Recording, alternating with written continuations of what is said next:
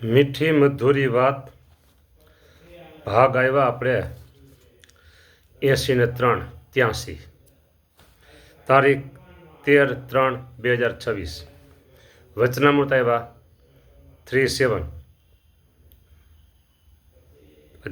તગડો બધા આવે છે 37 ટોપિક છે સ્વાભાવિક પ્રકૃતિ ટાળાનું.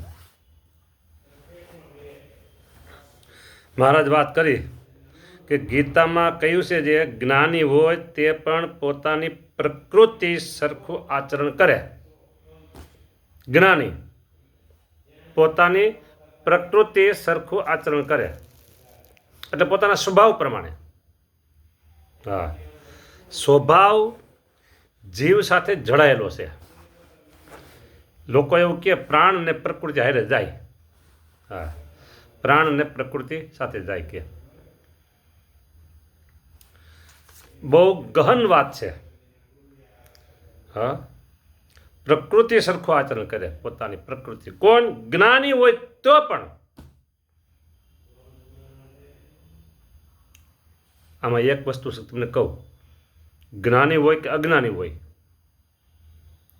સમજો. જ્ઞાની હોય કે અજ્ઞાની, અજ્ઞાની એટલે નોર્મલ સામાન્ય, બરાબર. જો એ તેને સાચા ગુરુ મળે, સાચા ગુરુ મળે અને તેને સંપૂર્ણ સમર્પણ થાય, પોતે અહમ શૂન્ય થાય, હું કંઈ નથી, હું કંઈ નથી, એટલે વાત પૂરી થઈ ગઈ. અહમ શૂન્ય અને ગુરુના આદેશ પ્રમાણે જીવન જીવે, જાય પ્રકૃતિ ગોતી ન મળે. થોડુંક કઠણ તો છે ગુરુને સંપૂર્ણ સમર્થ થવું, અને આપણી પાસે જ્ઞાન હોય, વિદ્યા હોય, આવડત હોય, બધું એ બધું ઝીરો કરી નાખવાનું અને ગુરુના આદેશ પ્રમાણે જીવવું કઠણ છે. મને એક વાત બહુ યાદ છે. કચ્છનો જે ભૂકંપ થયો, સાલ તો લગભગ 2001 છે, આજથી 26 વર્ષ પહેલાં લગભગ. ત્યારે સંતોનું એક મંડળ કચ્છમાં જતું હતું. સંતો સારા. એકાદશીનો દિવસ રાજકોટ ગુરુકુળ આવ્યા બપોરના 12 વાગે.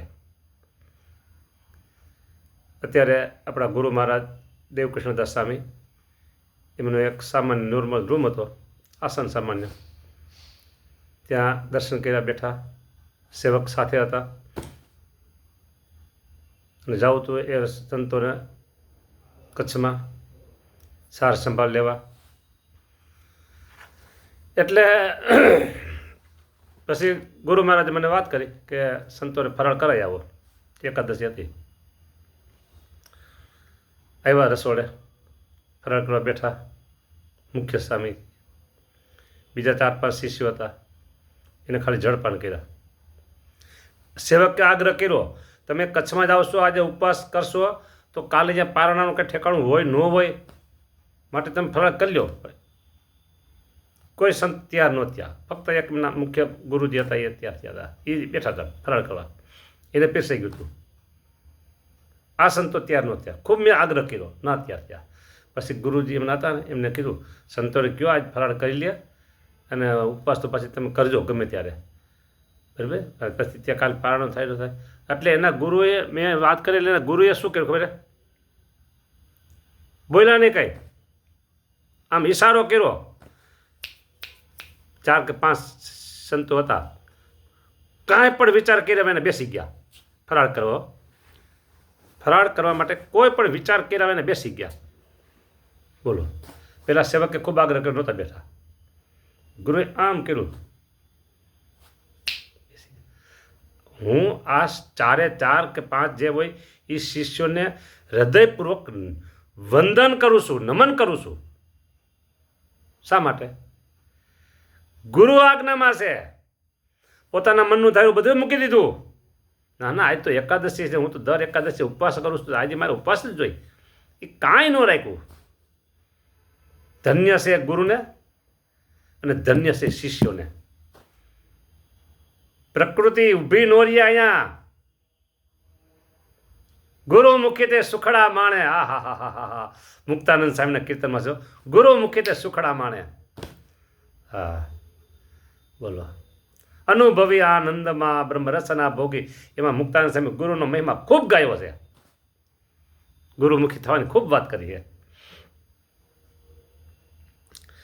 વાત એ છે, ગીતામાં કહ્યું છે, જ્ઞાની હોય તે પણ પોતાની પ્રકૃતિ સરખું આચરણ કરે.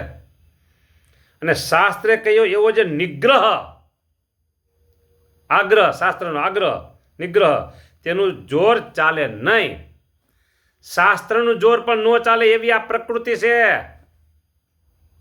બોલો.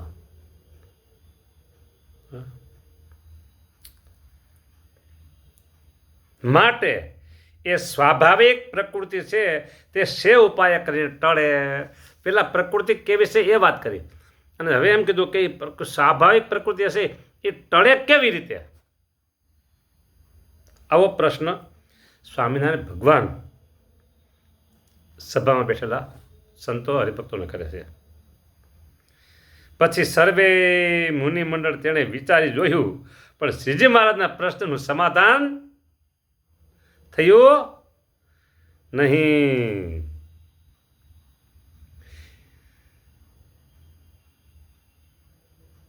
ઉત્તર થાય એમ જણાયું નહીં. પછી મહારાજ કે એનો ઉત્તર એમ છે, સાંભળો. મહારાજ બતાવે છે,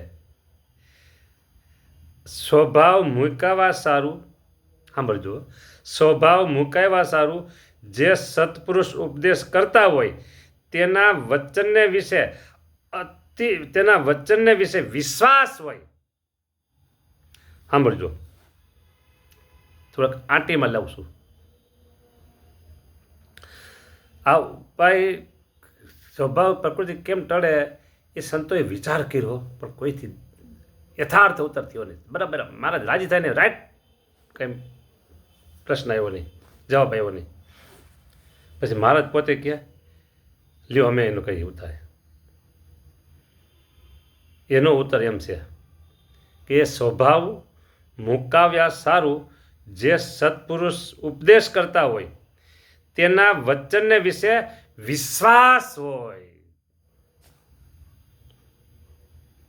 તો હું ના શા માટે પાડો? વિશ્વાસ હોય એમ નહીં, અતિશય વિશ્વાસ હોય. અહીંયા સ્વામિનારાયણ ભગવાન એમ બોલ્યા છે, વચનને વિશે અતિશય વિશ્વાસ હોય. ચરમ સીમા પહોંચી ગયા વિશ્વાસની બાબતમાં. હો બોલો, શંકા જ નહીં, કોઈ શંકા નહીં. બોલો, અમારા ગુરુદેવ વિશ્વાસની બાબતમાં એમ કહેતા 3 ને 2 7. તો સામે હોય ને શિષ્ય એમ કે મારી 7 પેઢીને કબૂલ. 3 ને 2 7 થાય. બોલો, શિષ્ય કહે મારી 7 પેઢીને કબૂલ. એટલે આવી વાત છે ને, આ સેવક ઘણી વખત વિદ્યાર્થીઓની સભામાં, હરિભક્તોની સભામાં કરતા હોય છે. એમાં એક વિદ્યાર્થી સાથે ફોનથી વાત થતી હતી, એમાં વિશ્વાસની વાત આવી. પછી આ સેવક 3 ને 2 હાથ કીધું એટલે કે કબૂલ. શિષ્ય અત્યારે ડૉક્ટર છે, હા ક્યાં ડૉક્ટર છે એટલું હોતે કહી દઉં, બધું નામ નહીં લઉં. ધંધુકામાં ડૉક્ટર છે, ધંધુકામાં. હા બરાબર. હા પછી મેં એને પ્રશ્ન એવો કર્યો, મેં કેવી રીતે હાથ થાય? 3 ને 2 હાથ કેવી રીતે 5 થાય? 3 ને 2 હાથ, 3 ને 2 હાથ, એ હાથ કેવી રીતે થાય? એ કે મને એમાં કાંઈ ખબર પડે નહીં. તમે કીધું એટલે થતું હોય. તો તમે કીધું હોય, તમે કીધું એટલે મારે આ પાડો નહીં. થતું હોય તમે કીધું હોય કે. પછી ફોન થયા હતા, અમે ફેસ ટુ ફેસ નહોતા. એટલે પછી વાત કરી, તમને ધન્યવાદ છે કીધું, તમને વિશ્વાસ ખરો છે. દાંત કર્યા બધે. બોલો, વિશ્વાસ આવો હોવો જોઈએ. વિશ્વાસ આવો હોવો જોઈએ. ત્રણને બે હાથ દેવો થાય નહીં. દુનિયાના કોઈ ખૂણે જાઓ તો 3 ને 2 5 એટલે 5 જ થાય. કટ્ટર દુશ્મન હોય ને, કટ્ટર દુશ્મન, એને પ્રશ્ન કરો ને તો એ એમ કે 3 ને 2 5 હાથ થાય જ નહીં. પણ વિશ્વાસની બાબતમાં શિષ્ય એટલું નક્કી કરવાનું કે 3 ને 2 હાથ, તો હાથ પેઢીને કબૂલ. કેવી રીતે થાય તો એ તમે જાણો, મારો તો હા પાડવા નથી. એ ગુરુ માથે નાખી દઉં.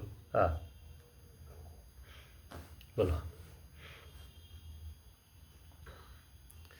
આવી વાતું છે. હો, હા.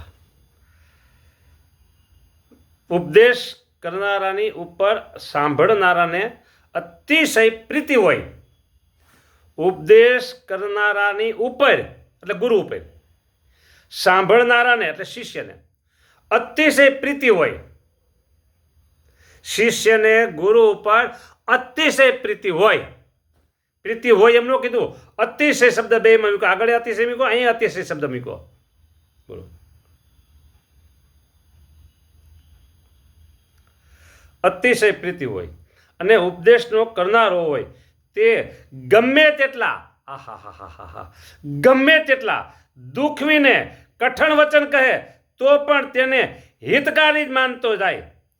તો સ્વાભાવિક જે પ્રકૃતિ છે તે પણ નાશ થઈ જાય. બોલો. સ્વાભાવિક પ્રકૃતિ છે તે પણ નાશ થઈ જાય. બોલો. પણ એ વિના બીજો કોઈ ઉપાય નથી.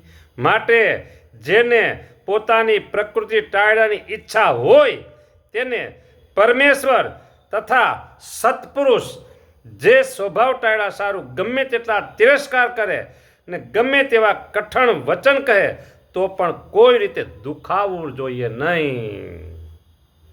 ને કહેનારાનો ગુણ જ લેવો. એવી રીતે વર્તે તો કોઈ રીતે ન ટળે એવી પ્રકૃતિ હોય તો પણ તે ટળી જાય છે. પુરુષોત્તમ નારાયણ બોલી ગયા પછી શંકા હોય જ નહીં, ટળી જાય છે. લ્યો, આ સરસ વાત કીધી. જે મુમુક્ષુ હોય ને, મુમુક્ષુ કલ્યાણની કડકડતી ભૂખ લાગી હોય ને, કડકડતી ભૂખ મુમુક્ષુ હોય, ગરજ હોય, ખરેખર ગરજ હોય, એવા મુમુક્ષુ માટે આ વાત, આજની આ વાત સાકર કરતાં ગળી છે. એટલે મારે નામ લખ્યું મીઠી મધુરી વાત. સાકર એનાથી પણ ગળી વાત છે આ. જો, જય સ્વામિનારાયણ.